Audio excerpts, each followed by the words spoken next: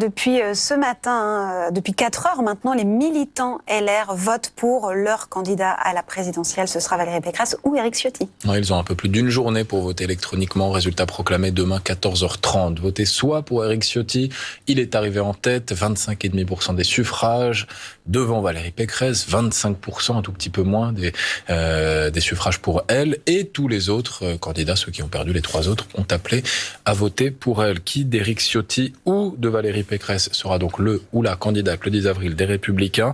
Leur portrait, Julien Gall. Valérie Pécresse, Éric Ciotti, 2 élus locaux au style très différent. Valérie Pécresse, c'est d'abord un parcours universitaire d'excellence. Après HEC, elle intègre l'ENA.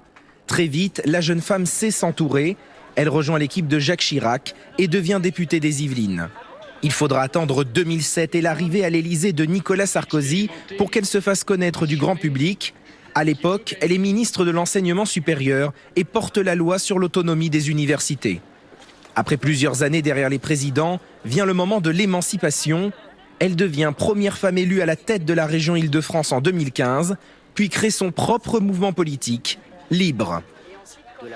Issu d'un milieu modeste, Éric Ciotti fait ses études à Sciences Po Paris et commence sa carrière comme collaborateur parlementaire de l'actuel maire de Nice, Christian Estrosi. Les Alpes-Maritimes constituent sa terre natale et politique. Il sera président du département puis député. Soutien indéfectible de Nicolas Sarkozy puis de François Fillon, Éric Ciotti rêve désormais à son tour de la plus haute fonction de l'État. Éric Ciotti, Valérie Pécresse, 2 personnalités mais une seule place pour représenter la droite en 2022.